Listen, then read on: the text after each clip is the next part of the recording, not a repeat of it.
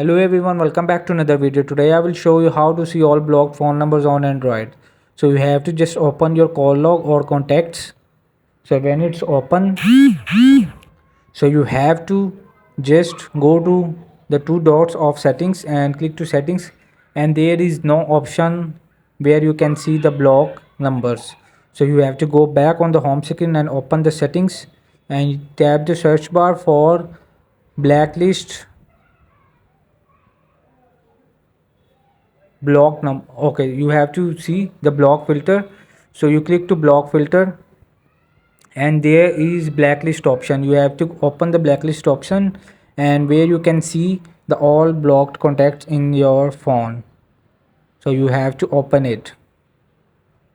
So there is three contacts, so you have to edit it for remove it from your block number from the block list. So I will select off all our three and I will remove from block list. Hope this video help you. Please don't forget to like and subscribe.